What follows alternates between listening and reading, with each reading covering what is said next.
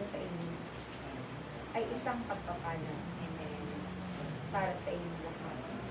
Sapagkat taglay ninyo ang buhay at pinunod na nagmumula sa akin. Aking mga anak, ako ang Diyos at pinagmumula ng lahat. Pinagmumula ng kagalingan, ng karunungan, ng kasaganaan. Kung kaya't walang bagay na hindi nagmumula sa akin. Ako si Yahweh, naway ang pangalang iyan ay inyong pakaingatan.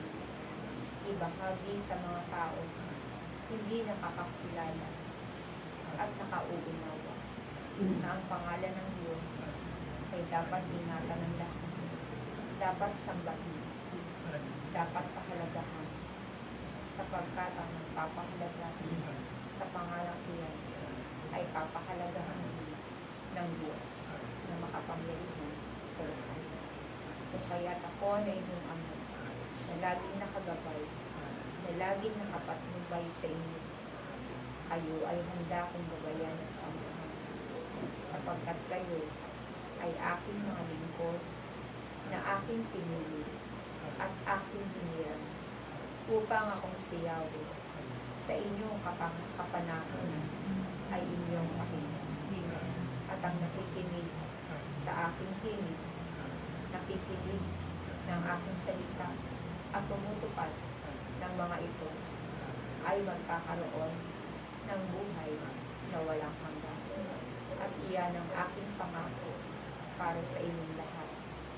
Kaya't kayo ay magpakatibay, patuloy kayong sumunod upang makamit ninyo ang tipan ng aking pangako sa inyong lahat, na ang aking pangako para sa bawat isa na ninanais ninyo sa inyong buhay ay ang tipan ng kasaganaan.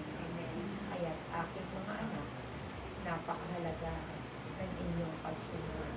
Huwag kayong mag-alala sa maraming bagay, sapagkat hindi nyo man nasasambit pa ng inyong panalangin, ito ay akin ang mababalik.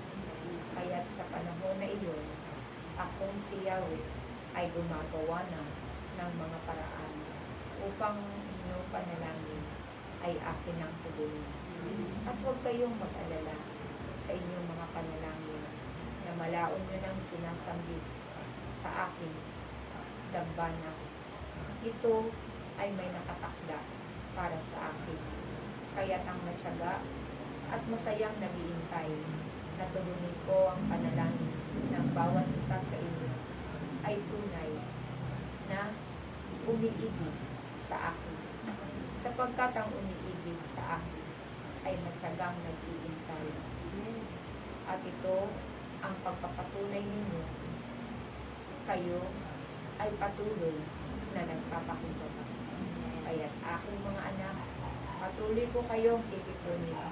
Sa gawain kayo ay patuloy kong buhubugin upang kayo ay magliwanag dito sa sanlibutan.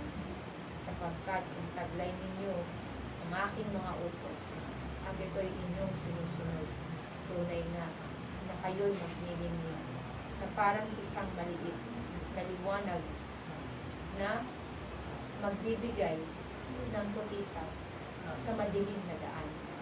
Kung kaya naman ang tumutupad sa bawat salita, ang buhay ninyo ay akin pang palalawitin. Kaya't aking mga anak, patuloy lamang kayo sa inyong pagsunod upang makamit ninyo ang aking pangako sa buhay na walang hanggan. Maraming salamat sa inyo. Praise Praise God.